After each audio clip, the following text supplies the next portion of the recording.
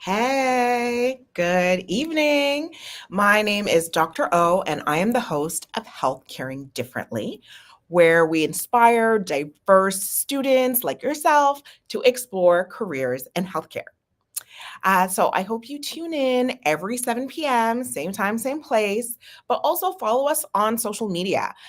We've had we're pretty much on all the platforms, and you can, stay in the loop, gain valuable resources, learn about pathway programs, and also through staying on following us on socials, you'll find out about our next streams and what's coming up.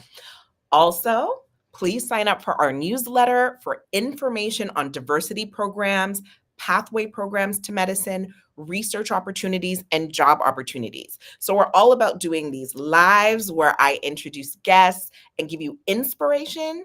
And then, if you sign up for the newsletter, which is on healthcaringdifferently.com, then you will get information so you can be connected to mentors and opportunities. Every night, please feel free to drop your questions. We do this live just for you.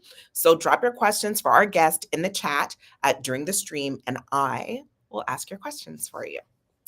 All right, so I'm going to introduce our guest for tonight. I just need to adjust something. There we go. I'm going to introduce our guest for tonight. So my guest is Dr. Duate Adegbite, and she is a family physician with a special interest in women's sexual and reproductive health. And she lives and works in Toronto.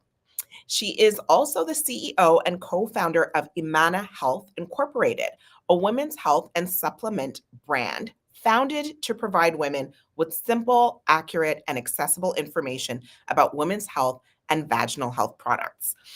Her goal is to empower women to take control of their health and make informed decisions about their own bodies with the goal of self-determination.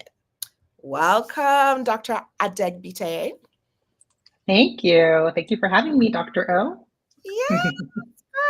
I have been wanting to have you on the show. I think the work that you are doing, IRL in real life, but also the work that you're doing media to inform people, like I love it. I'm following, and it's just really great to have you here, because I remember when you had the vision, right, during the pandemic, and we were talking about it. So very cool to have you on the show. Thank you. Yes. Okay. So you have like a very different path. Like some of it has been traditional in family medicine, and this new leaf that you're doing is quite different. So, I ask all the guests, it's not a surprise. I'm going to ask you, how are you health caring differently? And maybe you want to talk about how you were health caring differently before and how you're health caring differently now, but you're definitely doing things in a really unique way. So do you want to tell our guests about it? Tell our audience, sorry, about it. Yes. Yeah, absolutely. I mean, I definitely feel like I'm health caring much differently than I was before. So, for a bit of context, I previously was working at a community health center for a few years and then working at a family health team. So, providing, primary care, working as a regular family doctor, seeing all my patients cradle to grave. And then in the last couple of years, we've launched, like you mentioned, our company, Imana Health Inc. That's IMANA. And we have a probiotic for vaginal health. And that was really born out of patients' concerns. So just for context as well, I work at a sexual health clinic, and I've always worked there like 1 day a week or 2 days a week for the past almost 10 years. And we had so many patients who would come in and say, what else could I do for these yeast infections or bacterial vaginosis? Like, what else can I do besides just traditional medications or antifungals or just all these medications over the counter? Yeah. And I'd offer probiotic solutions, but they weren't geared towards that specific concern. I think of Health Canada approved options, but they were more for the gut, not so much for the vagina. So I was like, why doesn't this exist? And especially a Canadian made option. So my best friend, who's also a family doctor and addictions doctor, who I met on the first day of medical school at U of T, luckily is as adventurous as I am. And we looked into it. We contacted manufacturers, we founded our company, and then it's taken a couple of years for the product to actually launch, like this March. But another way I'm health caring differently is that through our company, we have that social media presence that you talked about. So I was actually avoiding social media prior to this company, for my own mental health. No, I But mean, a lot of doctors are. That's why I thought it's like really cool. There's only a small handful of us actually who, I think for medicine in general aren't social, but in particular as like folks of color, Black folks or BIPOC, like it's really a small number. So yes, it's great to have you in the space.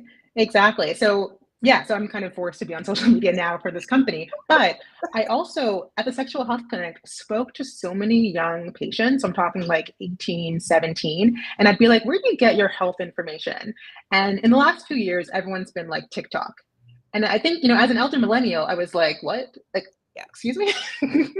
But then Sorry, get I on love that you TikTok. said elder millennial because that's how I identify too, but a lot of people don't like get it. But anyways, okay.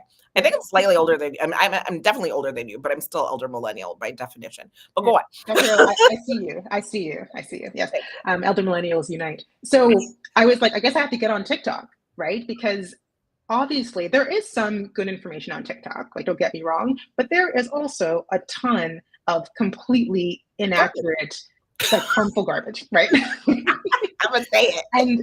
And these patrons are just like, oh yeah, me and all my friends, that's where we're getting our information. So I'm like, hey, we need to get on TikTok to provide accurate, evidence-based information, especially for people who might not have access to a primary care practitioner, which is, as we know, so many people, like who has a family doctor, who has a nurse practitioner. Millions of people don't, right?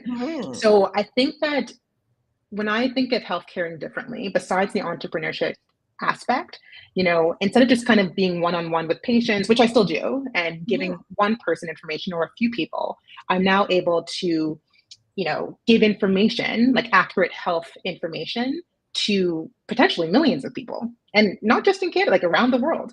And I think it's really important for that information to come from someone who looks like you, right? So there's a lot of physicians not of color on social media. There, like you said, there aren't that many Black and brown people. And especially in Canada, like the number of people in the comments who are just like, oh, there are Black female doctors in Canada. Like, right? Dr. O, it's devastating. Like people actually are just like, you're the first person I've seen, right? Yeah.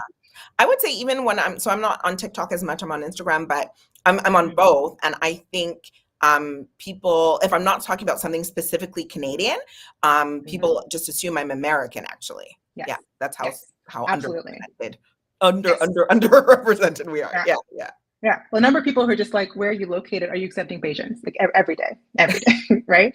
So I think that to me is truly like health caring differently. And I think even with the probiotic aspect, that to me is also kind of working from a more like natural and holistic perspective. So I think Western medicine is very rooted in, I don't want to say just like it's just rooted in not probiotics. Right? I think a lot of like a lot of Western medicine practitioners kind of look down on probiotics and kind of more natural and holistic options. And a lot of people are looking for those kind of options. Like they don't want to just, like, people are very distrustful of like big pharma and all that kind of thing. And I personally, in my own practice, am working really hard to like decolonize my medical practice because we know, we know that the systems within which we are educated here are kind of the race and colonial practices. And so I've spent a lot of time in the last couple of years thinking about what does it mean to try to have a more like decolonized medical practice, right? And this is kind of a part of it. So we know that there's evidence and more research coming out about probiotics, about more natural substances that weren't really researched that heavily before because they weren't put out by massive pharmaceutical companies. But there is a lot of benefit for more natural things. So that's also, I would say, a way that I'm trying to healthcare differently. So I think, to answer, that was a very long-winded answer to your question. But it was a beautiful answer. Like, because you talked about how you are providing different services based on your clinical experience, but also about how you bring your own identity as a Black woman into the space. And that really is the essence of, like, you know what I mean? When I'm asking folks, how are you healthcaring differently? Because yesterday, I met with, so the Black Medical Student Association of U of T, they had their AGM, and they one of the students asked me about, something I had said. Well, it was Shake.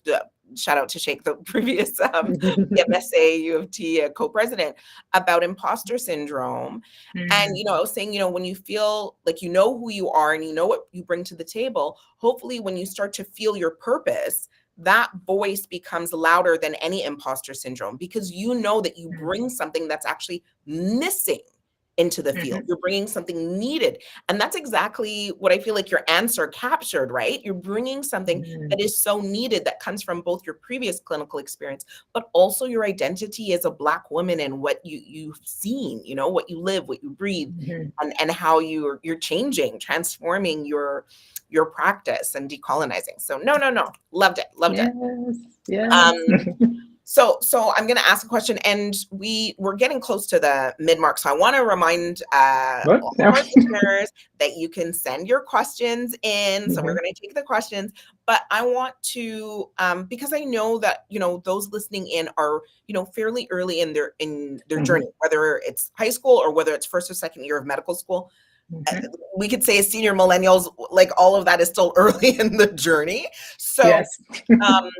what kind of, did you have challenges during that time in your journey when you were either thinking about medical school, so when you were pre-med, or early in your first couple of years of medical school? Were there some challenges or obstacles that you faced, either because of your identity or because of just, the culture of medicine? Yeah, I think that it's a difficult journey. And I would say I experienced several challenges. I think all things considered, I was quite blessed that it was relatively smooth. But when I think of challenges, I think for one, I was double cohort year. So for people who don't know, I was the last year to do OAC, or grade 13, in Ontario. Oh. Yes, it was horrible. So, for high schoolers. Yeah, if you want to, exactly. Explain what that is. Yeah. So for people who don't know, because many people have never heard of grade 13 now, which makes me feel incredibly old, or OAC. So there used to be grade 9 to grade 13 in Ontario.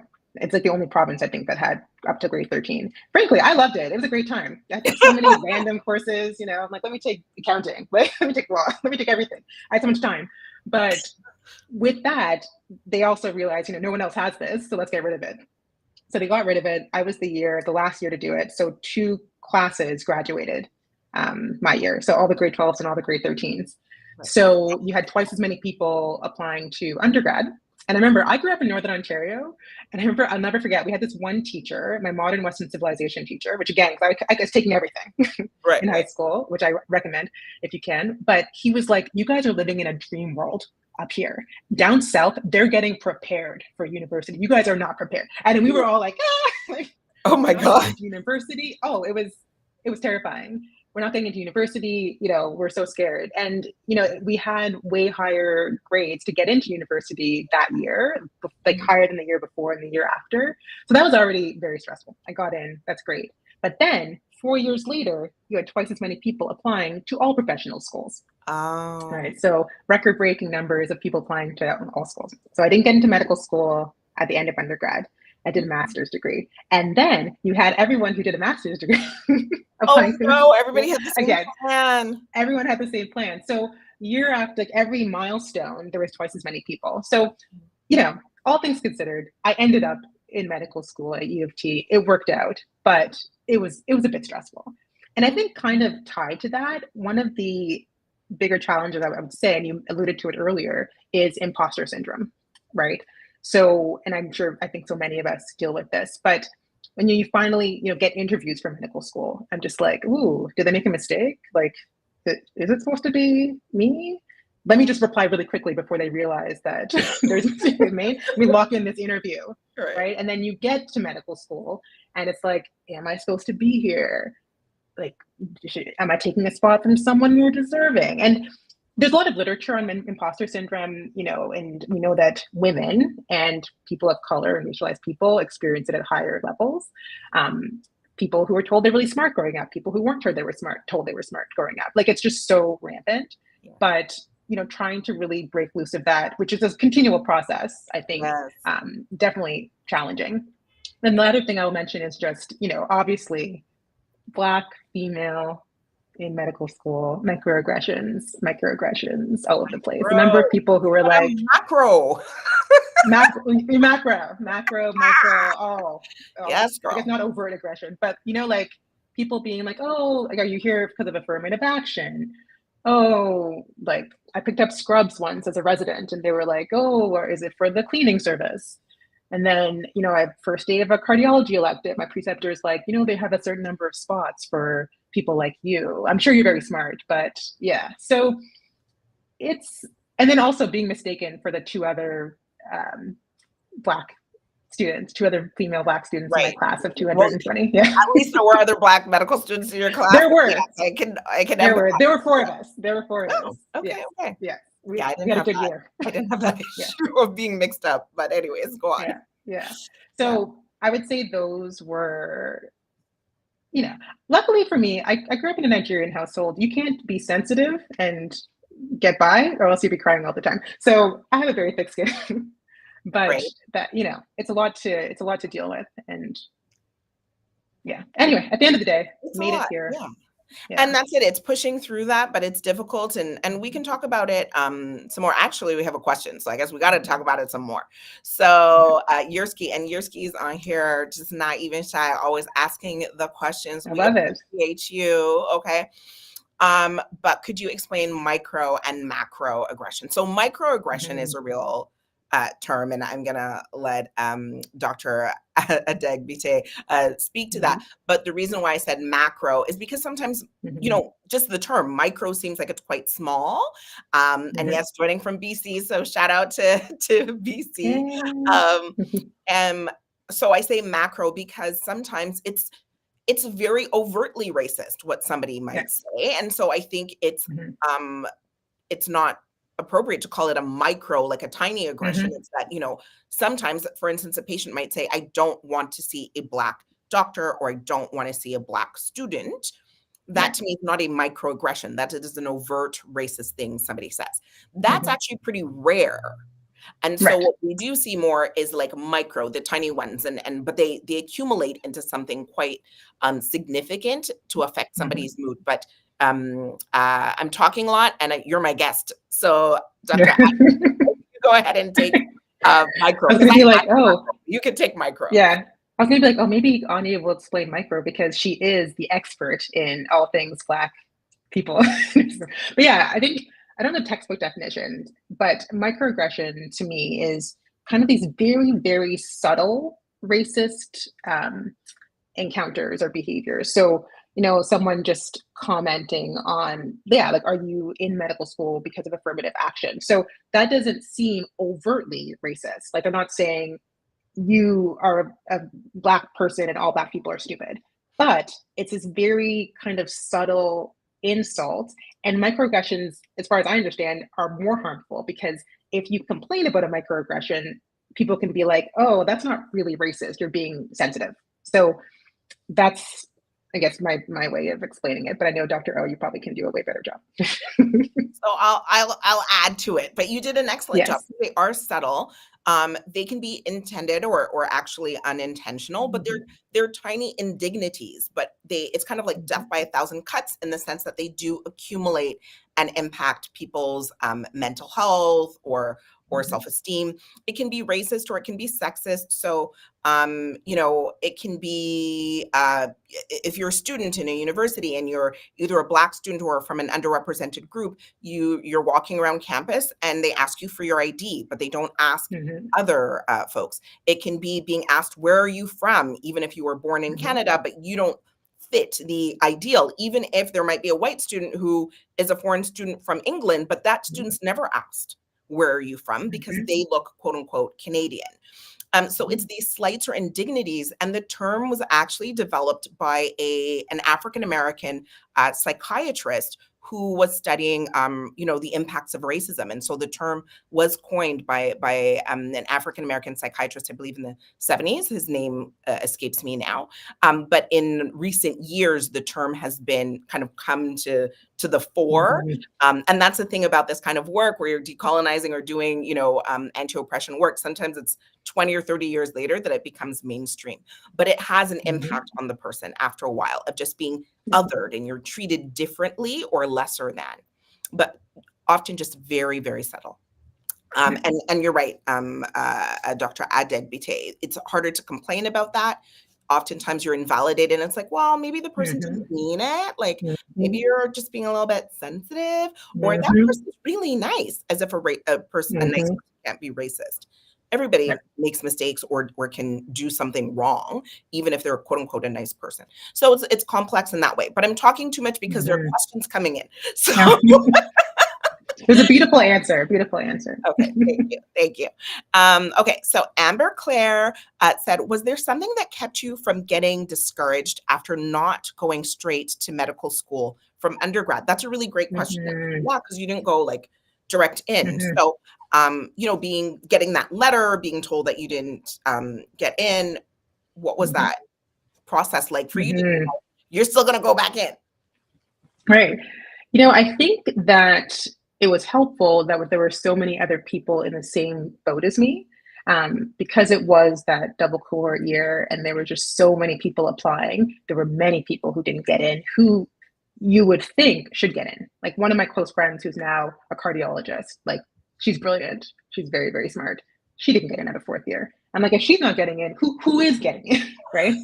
So fortunately, I wasn't incredibly discouraged because it was so common. And frankly, it is still quite common. Like the course I was teaching at U of T last year, my small group of about, I think, 8 first year medical students, I think only maybe a couple had gotten in out of third or fourth year. Most people had um, a master's degree. I think someone had worked for some time after undergrad. So, it's quite common not to get in your first try. Some people had applied 3 times. It's actually one So in three. It's 1 in 3 that get in the first time. 1 in 3. That get in. You know what Okay. I mean? The first, yeah. Yeah, exactly. So I think I I don't remember being, I mean, I think I was disappointed that it just didn't happen like so easily, but I wasn't like, oh, it's just me. I knew it wasn't just me. So I think having that experience of other people, going through the same thing was pretty validating. Okay. And sorry, I said 1 in 3. It's not 1 in 3 applicants. Sorry. It's 1 in 3 of medical students who are in. Because yeah, a lot of people have, Gotcha. yeah, yeah. But Yes. yeah, Yeah, I think, yeah, a third of people get in out of undergrad, a third of people have a master's or postgrad yeah, degree, and a third, I think, have worked or a year out of something like that. that's it. Yeah. Yeah. So somewhere in their Yes. history they applied and then went on to other things, Exactly. circled back. But yeah, it's Hmm. common. It's hard to get in, and it's about that perseverance if you feel like Hmm. this is your calling. So Hmm. finding ways to, you know what I mean, and then so Hmm. you had a plan. You decided to go to graduate school still with Hmm. the goal of medical school in mind, or were you kind of like, we'll see, maybe I'll explore research? What was your mindset at that time?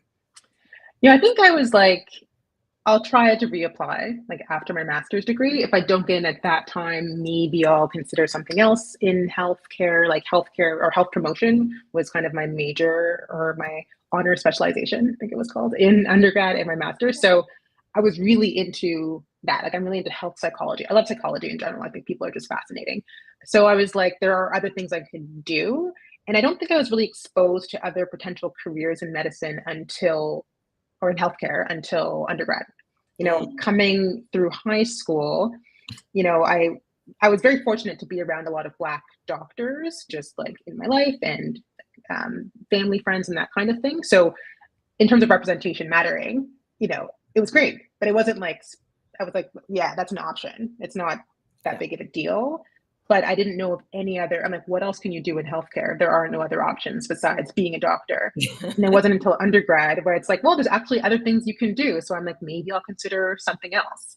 But then I got into medical school. Gotcha. Yeah, yeah. No, no, no. But there's still many things you can do. Yeah. There are, and I Yeah. mean that's the beautiful thing about healthcare. I mean, me Yes. and other folks joke that if all of healthcare was like doctors, then it would Yeah. like collapse completely. So Yeah. you need all of the different strengths Yes. and Absolutely. perspectives. So we have another question from Janelle, and y'all Mhm. bring your questions. It's 7:26, right? So Dr. Adegbite said she can stay a few more minutes, but like send in the questions. But we do have one from Janelle. Hi, Janelle. I know Janelle. Mm, How do you think decolonizing medicine and promoting or producing holistic medicine can help reduce mhm, health disparities in Black communities? Woo! mm, That's a question. mhm, mhm. Okay. That's a great question. That's a great question. Janelle, thank you for that question. I think it could absolutely help reduce health disparities in Black communities because I think it can provide a space where patients who don't see themselves represented in the current medical system could feel safe, right? So if you're providing healthcare, like I'm thinking like Taboo, for instance, the community health center in Scarborough for Black patients, if you're providing a space where it's trauma informed, Afrocentric from the culture of the people you're serving, I think people are much more likely to trust you and not be like, oh, you're peddling the white man's medicine. Like people are going to be more likely to actually, I think, believe what you're saying and put trust in you. And when you need people to trust you to take your advice and to then, hopefully do some of the things that you're recommending to then improve their own health and then we reduce those health disparities. So I think it's kind of integral to actually starting to close that gap in health outcomes between Black populations and non-Black populations, which the gap is so large right now and so many different outcomes. We definitely need more spaces where there is a decolonization of medicine. So that's why I'm trying to really figure out what that looks like for me. Yeah. And I think there's like even another layer of beauty to the work that you're doing, because I'm sure you're seeing it on social media. Like, yes, it'll resonate with Black patients, but using a different model than the Western model, which is very much like I am the doctor and you're the patient, Mm-hmm. and it's very Yeah. reductionist and it's very, at times, dehumanizing. When we bring an Mm-hmm. Afrocentric lens, when we bring a decolonization lens, um, it uplifts our Black patients, but we see it Mm-hmm. uplifting so many others who Mm-hmm. have been failed by the present, you know what I mean? Like very Yeah. classic Western colonized medicine way.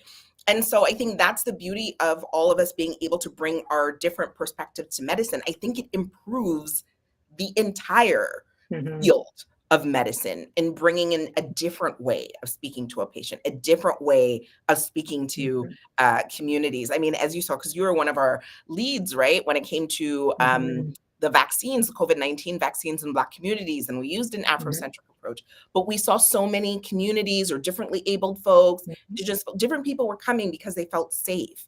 And I think Yeah. that's the beauty, not only of what we did before, but of what you're doing right now, right? Mm-hmm. I'm sure your followers, there's going to be a significant following of Black women, but I'm sure there are Mm-hmm. so many diverse women that like your approach and the safe way that you're doing things resonates with them. Am I right? I mean, I hope so. That's the goal. That's the goal. Yeah. Yeah. No, I think it's a really great point, Dr. O, because I think that another layer is that when you respect some of the traditional practices that people of all ethnicities want to incorporate into their own healthcare, and instead, I think the Western approach is just like, oh, that's like, I don't know, what is this voodoo? Like, that's not going to do anything for you. Take this thing that I'm recommending. And we don't have a lot of evidence or research on some of these traditional things. So maybe there's a collaborative way to incorporate both the Western side and the traditional side that this person says that's worked for generations of their family. Like, you know what I mean? Like, just because we don't know that much about it, if it's not going to be harmful, is there a way that we can not just be so instantly dismissive of what people want to bring into their health practices? So, yeah, decolonization for the win. Right? Yeah. And it makes me, when we think about our colleagues who are also who are leading the way on this land on decolonization, our Mm-hmm. indigenous colleagues, when you're saying, is there Yeah. a way to balance that? It makes me think about the Mi'kmaq philosophy Mm-hmm. of two-eyed seeing, where you want to take the Mm-hmm. best approaches of the Western way and two-eyed seeing is the best approaches of indigenous ways and be able to bring them together for an optimal approach. Yeah. That also has inspired me deeply in thinking about it with regards to Afrocentric approaches or a three-dimensional or three-eyed seeing. But, these are beautiful things that, we benefit from in sharing with our colleagues who are Indigenous and decolonizing Mhm. healthcare as well. So it's a really cool time, I think, in Yeah. medicine as diversity increases. And so again, I encourage all of you. I'm not saying it's it's not a walk in the park. Like healthcare Yeah. is a actually it's quite a hot mess, but it's also a time of creativity and change, right? Like they both kind of Mhm. actually exist at the same time. This Mhm. discomfort that folks are feeling with a healthcare system that isn't working the way it should for the populations that we need to serve, and then diverse people coming in and bringing different ways of doing Mhm. things. And I think it's more welcome now that things are a little bit unstable and everybody realizes status quo isn't really working for anyone. Networking. Yes. So it's a cool time to be creative and do the work like that you're doing, Dr. Adegbite. I'm trying to Mhm. pronounce it the way you want me to pronounce it. Yeah. There's another question. See, I told you it's 7:32. This is when the questions come in. Y'all don't listen, Now you're getting my Trudy side. All you don't listen. All right. Uh-uh. So we've got more questions. And thank you, Dr. Adegbite, for saying you'll stay on a little bit longer because this is what always happens. No problem. So, FM Siad, sorry if I mispronounced your name. How do you navigate the transition to new staff entering the job landscape, carving out their niche and expertise while running into similar intersectional microaggressions? Ooh. Hmm. So I think, entering new like spaces when you're done training, right? Right. So you're done the training, you're now an independent practitioner, but you're entering a hospital or a clinic where you're still going to experience Mhm. microaggressions and the intersection of being a both a woman and a Black person. Right. So I get the questions asking like, how do you navigate being the new staff? Okay. You know, I am blessed with the Nigerian overconfident. I was talking about that yesterday. So yeah. So, I just, and I think this is like obviously a skill that I've developed. I did mention imposter syndrome. I'm kind of half joking, but only half. Oh, Um, but yeah. I mentioned imposter syndrome. So I think that when I go into a new space, I'm very much just like, I'm here, like, this is me, this is it. And I think it really depends on the space that you're in Yes. terms of microaggressions and kind of who you're dealing with. Because even like I talked about, they're exhausting. Like, do you acknowledge every single one? Do you potentially risk your job and income if it's from an authority figure? I think for me, like I said, I was very blessed to not be the only Black person in my med school class, but I think debriefing with friends and colleagues Yes. and people like Dr. O, like I think actually, I'm pretty sure I've emailed you before about, Yes. yeah, I think my friend, not me, but just having these situations like, what do we do in this situation? And having we're blessed to have other female Black physicians and women of color physicians that we can just hash things out with, and kind of get feedback on, do we deal with this? Like, how would you deal with this? So having that network of support, I think it's really important in terms of navigating like new job situations when you're likely going to deal with microaggressions. Yeah, it'll Yeah. be a while before they go away. Yeah, exactly. They're unfortunately they're here and they're here to stay for a while, but we, Mm-hmm. hopefully we work in environments where people are learning to do better. And exactly as you say, I think relying on peers and finding, mentors and folks that look like us and folks who don't look like Mm-hmm. us who are allies are key Mm-hmm. to being able to know how to navigate that in different spaces and what you're willing to let go and just like let it go, or what you're willing, you're Mm-hmm. just like, no, not today. Yeah. Like we're going, Yes. right? Yeah. So that's it. And so yeah, having solidarity, whether you're a high school student or you are the head of a department, I think having Mm-hmm. peers and family, it could be chosen family, it Mm-hmm. doesn't have to be your biological family, but you need community that validates you and lifts you up so that when those types of things happen, you have somebody to debrief with, somebody to validate you, Mm-hmm. and perhaps thinking about collaboratively working with people to address whatever that issue is, right? So I think Exactly. that's so important. But I've been thinking about this Nigerian confidence thing. Yeah. Yeah, and I know, and I don't want to say it like, oh, Nigerian. I want to say that I think I'm really reflecting on this in a really deep way, because I think there is a way in which um, uh, we're taught at a very young age that when somebody is trying to put you down, you're more likely, or at least that's the way it was brought up. If somebody's trying to put me down, I'm immediately thinking something's wrong with them. So I don't internalize a lot Mhm. of it. I'm like, something's wrong with you. And I think Mhm. that helps to deflect. Now there are, pros and cons of that approach, but I think in a in an environment of structural racism, it does help to Mhm. deflect sometimes and not internalize what another Mhm. person who doesn't know you, doesn't have your best interest in mind, is trying to put you down. So I Yes. say it in that way, not as like, oh, Nigerian, but thinking about what are some positive coping mechanisms. I think that can be one of Mhm. them. You want to take advice from people who have your best interest in mind, who know Mhm. you. You want to still get that feedback. But if somebody doesn't know you, clearly doesn't like you, Mhm. clearly is not, you know what I mean, a supporter of you, then you need to use a critical lens in how you Mhm. absorb that feedback or that grade or whatever, or the comment. Exactly. Um, And I feel like I'm definitely there with you, but it's taken some time to get to that space. it does. So And it if goes, people watching, like if you're in high school and you can come, like if someone's mean to you and you can come from the lens of that person's unhappy, what a great place to be in. And don't wait till you're in your 30s to realize that. honestly, it goes up and down. In high school, I was Yeah. like that, but by the time I had an accumulation of microaggressions in medical school, it did penetrate Yeah. my psyche. So I think at different times, you know what I mean? Your ability to Mm-hmm. have that layer of resistance will vary, right? For Yes. all of us over life, right?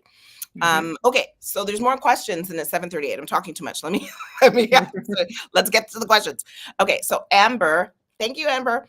Amber said, you mentioned decolonizing your practice. As someone who went to medical school and practices holistic medicine, well, actually, you practice Western medicine Western, holistically. yeah. What Yes. are your views on persons who are hesitant Hmm. to big pharma? Um, Absolutely. yeah. Yeah, great question. I think for me, I very much come from a place of compassion for people and trying to understand their perspective. Like we talked about, I think earlier, many people are very hesitant about big pharma. We saw a lot of that with the COVID vaccine, right? And we spent a lot of time trying to, educate people on the benefits of this newer product from an industry that didn't trust. So I'm very much try to approach people with that perspective from a place of compassion and understanding. But I get it. It's like, what has big pharma done for you? Like, there's so many stories of pharmaceutical companies doing all this like horrible research on people without their consent in like third world countries in Africa. Like, there's a lot of reasons to be distrustful. But I think it's just a matter of being really good about looking at research, like knowing which ones might be biased. Are they sponsored or funded by the pharmaceutical company? Are they objective? And just trying to educate patients with objective evidence and just telling them like you understand. Like I think that you can build a lot of trust when you understand or tell people that you understand where they're coming from when you try to. So that is definitely my approach. And I think the COVID pandemic and the vaccine gave us a lot of practice in dealing with people who were hesitant about big pharma. Yeah. And respecting people's choices, right? We have Yes. patients who, we're like, thank you for all of that information. I've decided not to Mm-hmm. get the vaccine, Yeah. and we still Yeah. respect them. And I think that's Yeah. also part of it with those Yeah. who are hesitant. And Um, don't villainize people. yes. Mm-hmm. Okay, so Janelle has a Nigerian question. Janelle Olu has a question. Yeah, As Janelle. Nigerians, do you remember any remedies your parents made for you, like tea, ginger balm, vapor rub? And so my mother is Trinidadian, so the Yeah. remedies came from my mom. But what I could say is the vapor rub is like Yes. African Americans, Yeah. Filipinos, Yeah. Black, like so many. Like so, yes, I had the vapor Yes. rub, right? Like Yes. is Yes. a mainstay. Vic. But Dr. Adegbite, any of those kind of like natural remedies that did they come your way during your childhood? I would say it was most my grandma lived with us. And yeah, Vicks. Like, if I smell Vicks, I'm just like my grandma. Like, she's since passed, but Vicks. Yeah. Just, you have a bit of a sniffle, Vicks, you're covered in Vicks. Regular does. Everywhere. And Vicks and pepper soup. So if you have Ah, a cold, pepper soup. yes. Yes. But other than that, I can't think of any other remedies. There must have been many because we didn't take many medications growing up. Mm. So I don't know what they were giving us, Yeah, it but was it was probably just Vicks. the food, and they're not even going to bother explain. You just Exactly. The food was very spicy. It killed bacteria. I'm yeah. just kidding. No. But I mean, there is evidence for like spicy food and Mhm. congestion and that kind of thing. Mhm. But yeah, I actually bought Vapor Rub for my son's. Like, there's no evidence on it, but I also just felt like it's part of the culture, and there's no harm to it. Yeah. So Yeah. for my I son, think it clears my sinuses. So yeah, I was like, we need to know. yes. To know when we make the Vapor Rub jokes. I don't want my kids to be Yes. like, what? Yes. But thank you, Janelle, for the question. I think we're going to start to wrap up. I think those are the last set of questions, but thank you everyone for your questions. I know some of you are shy, but it's like we love it when we hear from y'all live, right? So I appreciate you. I appreciate all of you for tuning in and sending your questions. And of course, Dr. Adegbite, I appreciate you. I just have one last question for you. And it's, do you have any advice for, a young person who's curious, like really early and thinking that maybe healthcare or medicine is in their, you know what I mean, in their destiny and their heart? Any advice for them, and let folks know where they can reach you and learn more about Amana Health. So your last, Yes. pieces of advice for young folks. Absolutely. I think as much as possible, trying to find mentors that look like you, or people in industries you might be interested in. Don't be shy. Feel free to reach out. Feel free to DM us at Amana Health. So IMANA Health. Myself, my co-founder is also a family doctor, addictions doctor. We're happy to answer questions or anything you want to talk about. But I think mentors for sure, huge. And then I think one thing that I wish I had done more in high school was just try to seek more exposure to different careers, like I mentioned. So I don't feel like I really saw that much. Like, my parents, I saw their careers, but that's only two people. So if I could have, just learned a bit more about, like, what do archaeologists do? I don't know, what do psychology, like, I didn't know that much about different things. So I think just trying to find a way to get more exposure to different things would have been really, really helpful. I would also say that trying to have hobbies that hopefully you can maintain throughout your education, just to have some sort of outlet.